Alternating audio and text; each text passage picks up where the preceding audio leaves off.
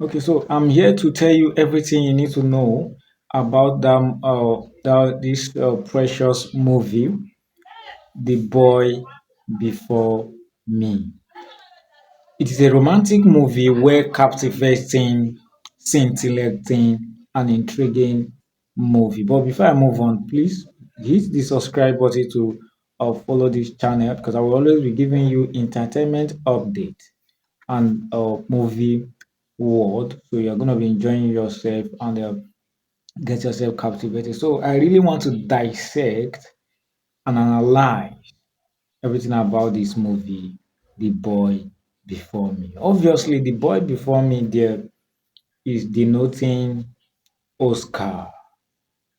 Oscar and Oscar is the dramatic personnel that represented Emmanuel himself.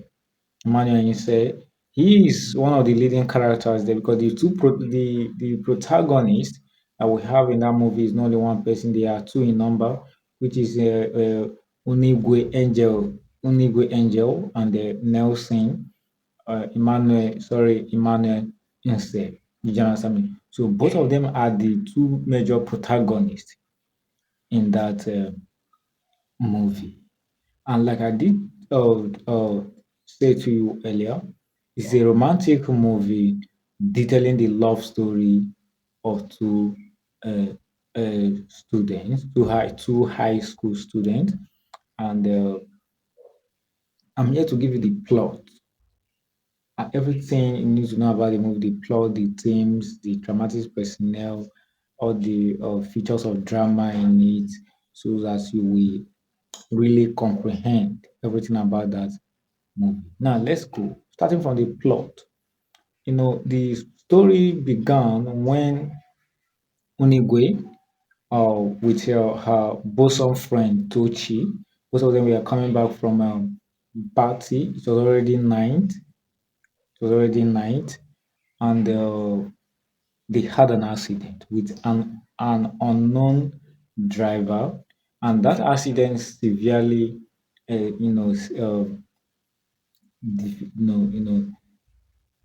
severely disrupted, you know, the the lungs of Unigwe Angel.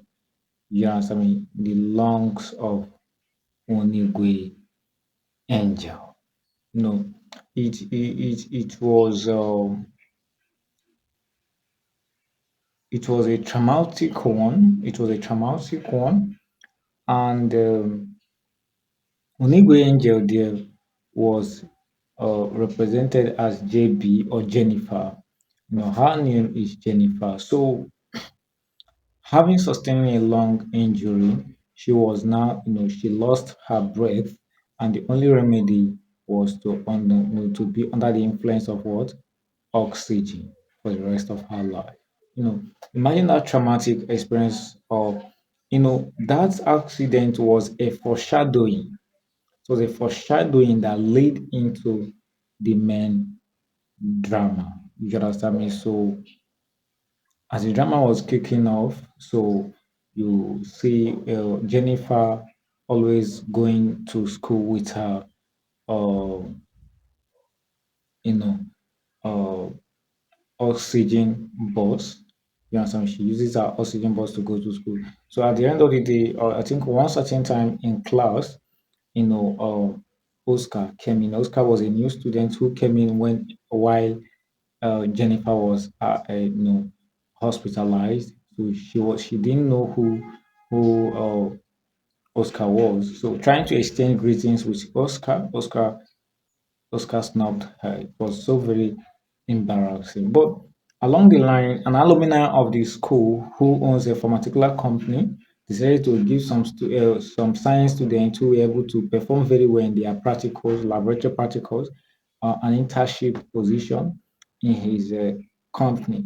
And their chemistry teacher paired all the science students, all the laboratory students, the science students, they pair them into pairs so that they can carry out those experiments. And whoever that got it right, will be selected to represent the school at the internship level. So, it's kind of weird because Oscar and Jennifer were in a state of discrepancy. Both of them are not working in tandem.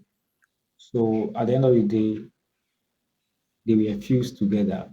Imagine the coincidence, two discrepant persons coming together to work together, just a laboratory experimentation. But at the end of the day, they were able to work together, and you see Jennifer gradually started falling in love with Oscar.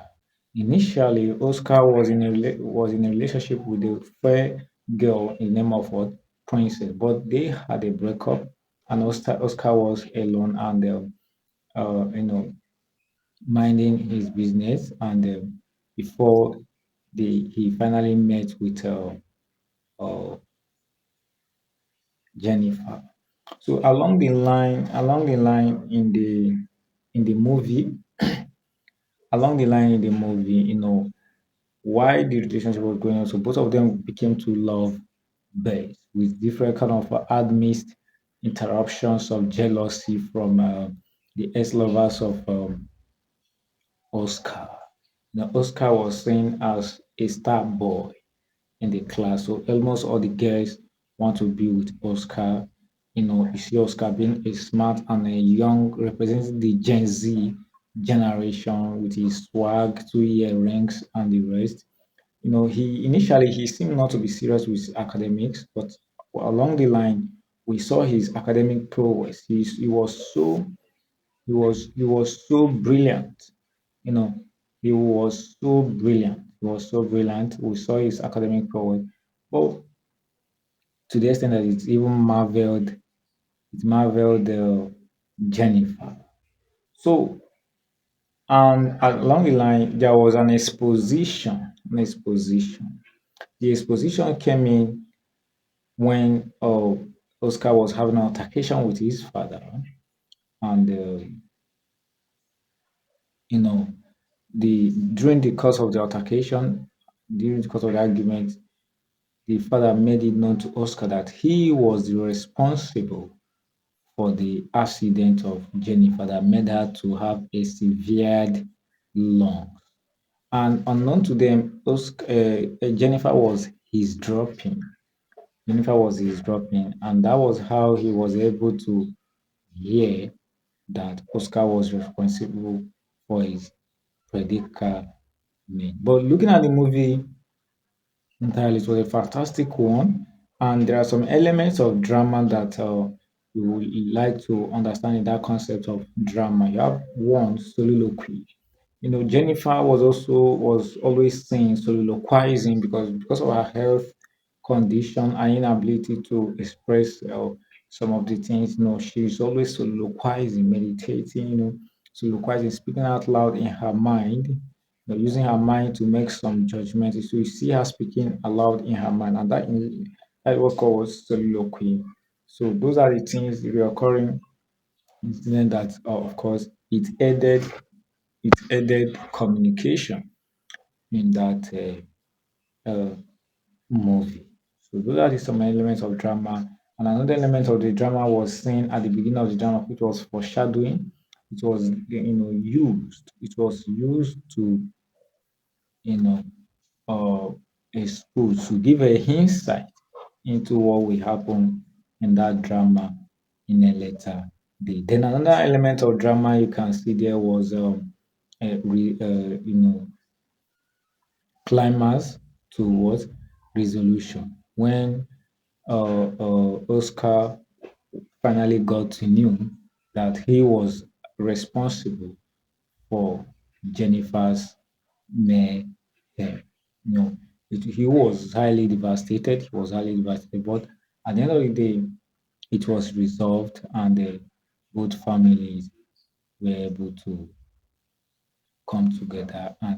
But looking at the whole thing, you will see, looking at the character of when you look at the characterizations, the dramatic specimens, when you look at Oscar's father and Oscar's mother, they are what separated homes, and you can see the effect on Oscar. Oscar coming to school with two earrings shows that as a high school student, you are not supposed to be doing that. being unserious with with his classes, despite he was brilliant, although he was so skillful in footballing, but in terms of academics, he was lagging behind, and these are the effects, you know, these are the effects of what of divorce or separation in various homes on their children, of course, you see how Oscar exchanges voice with his dad. I know. So, he felt probably have had the masculinity and can do whatever you want. Yes, I mean, so when you look at the character of Jennifer, Jennifer is just kind of an ajebota in quote. In fact, almost all of them in that movie, they are all ajebota in quote. Looking for, they are all ajebota. You know, trying to come together. They were all from wealthy homes. You can see different cars coming to drop them in school and the rest. When you look at the sophisticated school they are even attending, that is to say, it's a high class British Nigerian curriculum standard, or even purely British. Try to tell you that it is not a poor man or average people's school. So that is to say the high class of academics, or the high class of school they found them set in. So if you check the setting of that movie, it was set in the house of mommy Jennifer, um, Oscar's house, and in their school, and at the party, uh, you know, arena. So those were the major settings, especially the major setting was in the school environment. That was where the whole drama took place. And it was very, very captivating. It was very, very, very captivating. So these are my little token or analysis of that movie, The Boy Before Me. And Oscar and Jennifer, they represented the two major protagonists in that movie. So if you love my analysis, please click the plus button to click the subscription button to subscribe to my YouTube channel. God bless you.